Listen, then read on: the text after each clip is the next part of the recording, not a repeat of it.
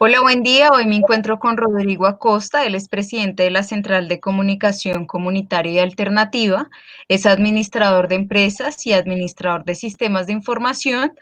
Su formación es en Derecho en Comunicaciones y lleva más de 25 años de experiencia. En esta sesión quisimos que nos colaborara para hablar de un tema tan importante como es el de bienes públicos. Buenas tardes, ¿cómo está, Rodrigo? Hola Alicia, un saludo muy especial para usted y toda la gente que nos está viendo. Con mucho gusto para servirte. Rodrigo, lo primero que quiero es que nos expliques bien este concepto de bienes públicos en el marco de los medios de comunicación. Bueno, los bienes públicos es un concepto de origen constitucional y legal sobre elementos que son de propiedad del Estado y que cumplen como mínimo con dos características. Lo primero es que son imprescriptibles, es decir, que no vencen, e igualmente son inembargables, es decir, que no se pueden vender, que no se pueden enajenar. Dentro de esos bienes públicos que son aplicados precisamente a las comunicaciones, se encuentran el subsuelo, la plataforma continental. Bueno, ¿por qué el subsuelo? Pues porque por allí van los cables en la plataforma continental, porque estamos hablando ya en el mar, correspondiente al territorio pues, nacional y corresponde a la base dentro del territorio del mar, que es de propiedad de Colombia. Está el espacio aéreo, por donde se desplazan las ondas o radiaciones del espectro radioeléctrico asignado precisamente a las comunicaciones. Está el segmento de la órbita de satélites geoestacionarios, como su nombre lo indica, y el espectro electromagnético, que establece la actividad periodística y gozará de protección para garantizar su libertad e independencia profesional. Y el artículo 101, que es el que acabo de leer precisamente. Me gustaría, Rodrigo, que nos centráramos un poco en el espectro radioeléctrico y cuál es su función y, digamos, hoy cómo se utiliza ese espectro. El espectro electromagnético es la suma de dos grandes fenómenos de la naturaleza, el efecto eléctrico y el segundo, el efecto magnético, que tienen toda radiación que se desplaza en el espacio, en el vacío, a una velocidad de los 300.000 kilómetros por segundo. Y el espectro radioeléctrico es un segmento o la parte de ese espectro electromagnético que está dedicado en aplicaciones de telecomunicaciones o de comunicaciones. Desde la telefonía móvil celular, que utiliza señales UHF, o las señales de radiocomunicaciones, por ejemplo, dedicadas a la meteorología y otras, o simplemente la radio. Según la Unión Internacional de las Telecomunicaciones, UIT, ese segmento o espectro radioeléctrico está entre los 0 Hz a los 3.000 GHz. Y dentro de ello, pues lo más que nosotros conocemos son la radio AM, la radio FM, la misma televisión, las plataformas satelitales. Lamentablemente, pues este espectro se encuentra prácticamente monopolizado, y una de las tareas precisamente es tratar de lograr que de alguna manera estos bienes públicos sean nuestros, llamémoslo así. Esto es lo que se denomina el cuadro de frecuencias general dedicado por la UIT y que debe ser de observancia de todos los países del mundo, y en este caso estas mismas son las que utiliza Colombia precisamente para sus procesos de comunicación. Lo que planteaba ahorita es que lamentablemente estas señales o estas frecuencias están monopolizadas. En el caso de Bogotá, por ejemplo, hay una distribución monopólica de las frecuencias y potencias de FM, solamente para mirar FM. Por ejemplo, las señales del sector privado de radio están por los 898.190 a nivel de potencia, y para las emisoras comunitarias la sumatoria de esas potencias no suman más de 290 vatios de potencia. De manera pues que aquí hay una gran controversia de si se cumple el postulado constitucional, y yo diría que bien lejos estamos de que eso se esté cumpliendo. Si yo soy una persona natural o si soy una empresa, ¿cómo hago en este momento en Colombia para montar un canal como Caracol o para montar como una radio como la de RCN? ¿Eso qué valor tiene? ¿Uno qué tiene que hacer para lograr tener un espacio como ese? Se supone que, y es así el derecho, así debería ser la garantía constitucional, que tenemos el libre acceso. Pero a renglón seguido dice de conformidad a la ley. Entonces, como el Congreso dicta las leyes y en el Congreso hay intereses que se mueven precisamente a partir de los grupos económicos que en una integración horizontal y vertical son los que monopolizan tanto la banca como los medios de comunicación. Esos grupos económicos tan poderosos, entonces son los propietarios de esos medios de comunicación. ¿Pero cómo lo han hecho? Pues porque gracias a su poder político toman de alguna manera vocerías en los ministerios para que tengan la asignación de frecuencias. Nosotros deberíamos, y en efecto fue así como se logró ganar las frecuencias para la radio comunitaria de las capitales de departamento, las principales capitales, se logró sacar precisamente una sentencia de la Corte que fue la que ordenó al ministerio la apertura para las concesiones de las frecuencias hoy dedicadas a la radio comunitaria. En igual sentido sucede con la problemática que existe en la televisión, que en todos los sentidos requieren licencias que a nivel de concesión valen mucho dinero, y allí pues se presenta prácticamente una gran confrontación de tesis frente a que si esos monopolios realmente representan los intereses de la comunidad, y se estaría prácticamente creando una gran controversia que considero debería darse a nivel nacional, y es sobre el derecho a la comunicación. Y quería llegar a este informe McBride que recoge, mire, este debate tan importante en los años 80, y le pido compartir esta diapositiva o esta exposición gráfica, porque precisamente lo que dijo ese informe McBride es que el nuevo orden mundial de la información y de las comunicaciones debería basarse, entre otras, en la eliminación de los desequilibrios y desigualdades que caracterizan a la situación actual. Estaban hablando del 80, pero esto se agudizó.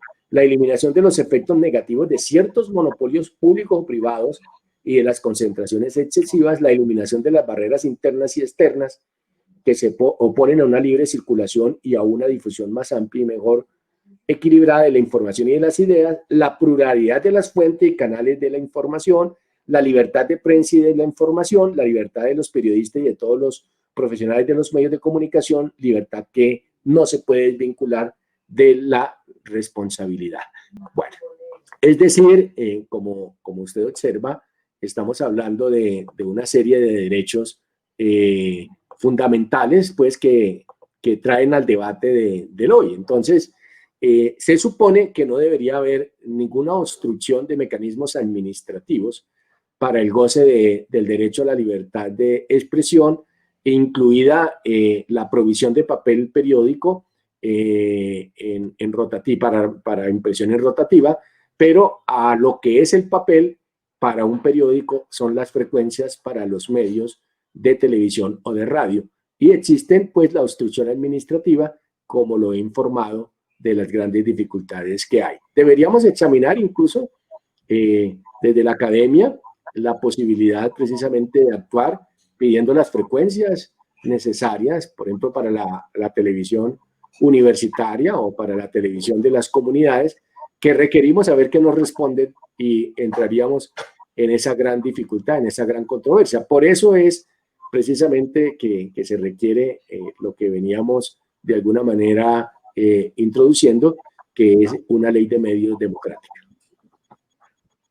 Ya que hablamos entonces de la ley de medios, me gustaría saber en este momento qué normativa hay referente a la ley de medios para la creación, la producción y para el uso de los medios de comunicación. Bueno, como te estaba diciendo hace un momento, en Colombia no existe una ley de medios democrática. Existe una serie de leyes para la radio, la televisión, por ejemplo, en beneficio de los monopolios. Eh, y lo que debemos trabajar precisamente es, eso, es en una ley que de alguna manera nos permite hacer varios asuntos. Uno, la democratización de las frecuencias. Dos, la democratización de las infraestructuras. Tres, la democratización del pautaje requerido. Eso parte de una definición de una política pública nacional y el reconocimiento de tres sectores de la comunicación. El primero, pues, el sector público o estatal, es lo que se conoce como los medios públicos. El segundo, que es lo que ya prácticamente nos ha monopolizado, que es el sector privado, y un tercer sector que solicito sea reconocido, que es el de los medios comunitarios, alternativos y ciudadanos, que se reconocen a nivel de la legislación y del Sistema Nacional de Cultura, Arte y Patrimonio. Obviamente que esos elementos propios de una ley deberían ser reconocidos por el Estado. No va a ser posible hacerlo tan fácilmente porque requerimos obviamente de un cambio de intereses, en donde los intereses sean el de la inclusión, el de la democracia informativa.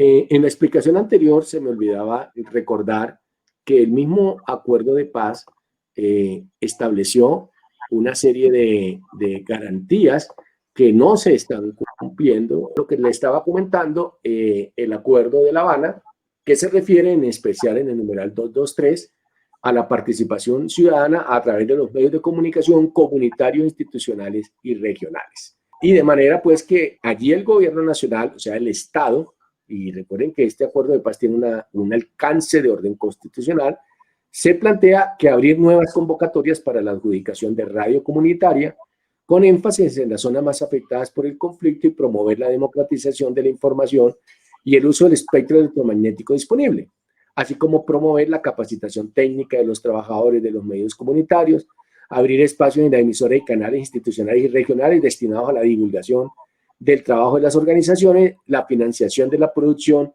y divulgación de contenidos orientados a fomentar una cultura de paz con justicia social y reconciliación por parte de los medios de interés público y comunitario.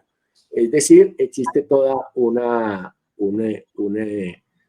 derecho de orden constitucional que debería ser cumplido, y es aquí donde deberíamos trabajar conjuntamente, vuelvo y reitero, entre los movimientos políticos progresistas, organizaciones sociales, estudiantes y academia, para llamar la atención sobre estos temas de alta urgencia a la ciudadanía, que reivindican pues el derecho a la comunicación. Yo sé que la central tiene una propuesta de proyecto de ley de medios. Me gustaría saber, digamos, cuáles son esos puntos claves de ese proyecto de ley que ustedes han liderado. ¿Qué ha caracterizado las leyes progresistas de medios en América Latina? Uno es democratizar la propiedad y la gestión de los medios masivos. Democratizar la propiedad quiere decir que no es saludable para una democracia tener unos pocos propietarios, dueños de infraestructura, controladores de las frecuencias, de los contenidos, de qué se dice, quién lo dice. O sea, a los bancos les interesa, pues obviamente, hablar de sus respectivos productos que en forma horizontal eran sus propias empresas, por decir algo, y eso no es democrático. Un segundo, el reconocimiento jurídico de la comunicación comunitaria alternativa, además del sector público y el privado, como sector de las comunicaciones. Un tercero, establecer un control a los monopolios e incluso a esas lesivas integraciones horizontales y verticales. Un cuarto, hay que proceder a una nacionalización, un nuevo modelo de uso del espectro electromagnético, asignando como mínimo el 33% de las licencias a los medios de la comunidad. tanto en el ámbito local, en el ámbito regional y frecuencias del orden nacional dedicadas a precisamente la radio y la televisión. Quinto, pues hay que asignar unas cuotas de pantalla que permitan reivindicar la cultura y la producción nacional. Sexto, hay que democratizar esa producción de contenidos y con financiamiento del Estado. Hay que establecer un proceso participativo. Hay que democratizar las infraestructuras y hay que democratizar los recursos y los fondos que hoy, más que nunca, producto de la última ley de telecomunicaciones, fueron monopolizados en manos de un solo ente, el Ministerio de las Comunicaciones, y hay que finalmente democratizar el pautaje público, que en el caso de Bogotá, en los últimos 4 años, durante el gobierno de Enrique Peñalosa, se gastaron 328.000 millones de pesos, de los cuales el 99.99% fue gastado en medios comerciales. Estamos hablando de mucha plata, es lo que más o menos correspondería a 30 hospitales que se hubieran construido en todas las localidades de Bogotá, o 30 universidades. Es mucha plata para mejorar la imagen del desprestigiado exalcalde Enrique Peñalosa, y de los cuales el 1 por 1000 solamente se dedicó a los medios comunitarios alternativos. Esa ley, como usted lo observa, debería tener esos elementos, y precisamente sería como los ejes estructurales de una ley democrática. Pues el primero, como el que estaría en el centro, es la libertad de expresión, la libertad de asociación y la seguridad de la vida en una perspectiva de medios para la democracia y para la paz. Un segundo, la integración y creación de las instancias de participación, precisamente aquellas que deben fortalecer una democracia participativa en una coexistencia pacífica con el Estado, en experimento muy parecido al que estamos haciendo en Bogotá, que es la Mesa de Trabajo de la Política Pública de Comunicación Comunitaria, acuerdo creado hace unos buenos años, el acuerdo 292 del 2007. Tendríamos en sí la misma política pública de comunicación comunitaria alternativa que la ley obligue a que se haga en todos los entes territoriales, desde los municipios, los distritos, incluso en los ámbitos de orden local. Esa política pública debería, ojalá, tener un nivel del orden constitucional. El quinto, como lo he planteado, la democratización del espectro y las medidas antibarreras, por ejemplo, para que se puedan hacer encadenamientos de radio, para que se puedan hacer encadenamientos de la televisión comunitaria, que no se puede hacer. Un séptimo, todo lo que tiene que ver con los derechos sociales y laborales, la capacitación y la profesionalización de los actores de la comunicación comunitaria alternativa. Y un sexto, que tiene que ver con la sostenibilidad económica, que incluye varios elementos allí, como la democratización del pautaje, la democratización de los fondos para la producción y la generación de contenidos y otros propósitos similares. Rodrigo, ¿y cuáles han sido esos frenos o esas trabas que ustedes han tenido en este proceso para poder volver este proyecto de ley una ley de medios? Pues primero porque no encuentra uno los actores en cantidad y en fuerza suficiente para uno presentar un proyecto de ley de tal dimensión. Esas condiciones hay que irlas construyendo, y precisamente entrevistas como esta, que se irradia en el orden nacional, nos permitirá llamar la atención sobre un derecho que la gente no siente que tiene, porque la gente piensa que libertad de expresión es ver telenovelas todos los días, o ver la repetición de los partidos de fútbol, o ver los enlatados norteamericanos que les pasan por la televisión todos los días. Y la gente no tiene ni siquiera conocimiento de la existencia, por ejemplo, de las culturas indígenas o las culturas afrodescendientes. Tampoco conoce de las dificultades sociales que expresan los campesinos con las necesidades del agro, o las comunidades que se mueven en los territorios para evitar el fracking y en la defensa del ambiente. O sea, hay unos intereses que son de la gran mayoría de la gente, que no se expresan por la televisión pública ni por la televisión comercial, que se expresan por la televisión comunitaria, pero podríamos decir que al no disponer de esas plataformas, del espectro radioeléctrico o de los recursos económicos suficientes para comprar capacidad satelital, hemos visto el camino hoy a través de las redes internet. Hemos estado, entre otras cosas, Alicia, creciendo muy aceleradamente en la pandemia, porque la gente se cansó de ver Netflix o la gente se cansó de ver los enlatados y la gente acude ahora a ver otros contenidos y estamos aprovechando precisamente para crecer tanto en calidad, en cobertura y en contenidos creativos, excepcionales e independientes. Igual sé que si bien ha habido trabas, ha habido algunos también, algunos avances muy importantes frente a esta ley de medios. ¿Qué avances se han obtenido? Sé que hay uno reciente con el distrito en este gobierno distrital de Claudia López. Pues uno pudiera decir que más que una ley, son avances en la política pública. Ya celebramos un pacto con la alcaldesa Claudia López que tiene varios elementos. Un primer elemento es el de la democratización de los gastos de divulgación de la gestión pública. Otro segundo elemento es la necesidad de emprendimientos, desde luego empresariales, para el fortalecimiento y dentro de ellos la creación de redes de comunicación, tanto sectorial poblacional. Un tercero que tiene que ver con la integración de los medios comunitarios a ese proyecto de Smart City para precisamente la participación, la igualdad de derechos de las poblaciones y la accesibilidad en las comunicaciones. De eso, ¿qué logramos? Que me parece que es histórico. Logramos que en el plan de desarrollo distrital vigente, en el artículo 127, establece que las entidades del orden central, es decir, las 14 secretarías, del orden descentralizado, que se refiere a todas las entidades que están vinculadas o adscritas a las secretarías, y de los territorios, o sea, las alcaldías locales, los fondos de desarrollo local, quedan obligados a democratizar los gastos de divulgación con los medios comunitarios y alternativos.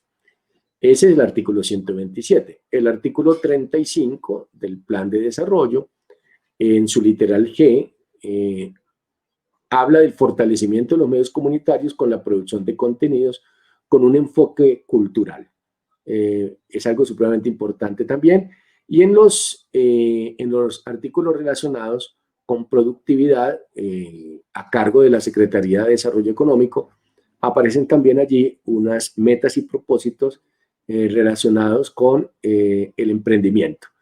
En el tema de paz no alcanzamos a estar directamente en el contenido, pero sabemos que el acuerdo de paz, según los compromisos públicos, deben ser desarrollados y uno de ellos estamos pidiendo precisamente que sea el acuerdo de paz en lo correspondiente a los medios comunitarios y alternativos y finalmente la obligación que tiene la Secretaría de Gobierno, que a través del IDEPAC establece la reconstrucción de la política pública de comunicación comunitaria, la elección de nuevo del espacio de participación que no lo quiso hacer el gobierno de Peñalosa. Durante los próximos meses muy seguramente se va a realizar estas elecciones para que la sociedad civil tenga una representación, una interlocución basada en la normativa actual. Y se me olvidó en el tema de la cultura del artículo 35, unos propósitos y metas que debe cumplir IDARTES y Canal Capital precisamente en la producción de contenidos por parte de los medios comunitarios y alternativos para la paz, la cultura y diferentes enfoques de ciudad. Y por último, Rodrigo, ¿cómo desde las organizaciones sociales y desde la academia o desde otros actores podemos impulsar y apoyar esta ley de medios? Este debate, vuelvo y reitero, debe ser dado desde la ciencia, desde la academia, desde la perspectiva social, en un gran congreso que nos permita una convergencia ciudadana y política de fuerzas progresistas para un cambio. Por el contrario, lo que ha pasado es que cerraron Noticias 1, despidieron a importantes periodistas que se han pronunciado por la democracia informativa, censuran a los actores de televisión, a cantantes incluso que se atreven a estar con la movilización social y parece que la normalidad es que agachemos la cabeza, que lo justo es que la gente tire hambre en la pandemia, que el trapo rojo de la hambruna en las casas no vale la pena, Y es todo lo contrario. La generalidad de la gente tiene la razón, pero la gente cree en el cuadrado que ve todos los días, esperan el aval de alguien que le diga usted está haciendo bien las cosas porque siente que su razonamiento a veces individual y de la soledad, vuelvo y repito, en este tiempo de la pandemia no tiene la razón, pero es todo lo contrario. La gente tiene la razón cuando exige o siente que en la televisión no se ve reflejada sus angustias, y es precisamente por eso, porque no hay una televisión que reconozca el bien público, que reconozca los intereses ciudadanos y el derecho de las comunidades. Y es allí donde se ubica la importancia de una ley de medios democrática que democratice precisamente frecuencias, contenidos y que le recupere la voz a la ciudadanía. La voz le ha sido robada a la gente y es necesario recuperarla estudiando. Hay que investigar, hay que estudiar, hay que proponer y hay que organizar, hay que educar y movilizar. Primero movilizar la conciencia y esa conciencia tiene que dar resultados de orden político. Algo curioso que ha venido pasando es que precisamente el día de la libertad de prensa cursamos una comunicación a todo el Congreso de la República, a Senado y Cámara y al Gobierno Nacional hablando de la importancia de una ley de medios. Hemos recibido unas respuestas positivas que están en los diferentes sectores y los diferentes partidos dispuestos a dialogar sobre el tema y esperemos que en este segundo semestre del 2020 podamos adelantar algunos diálogos al respecto.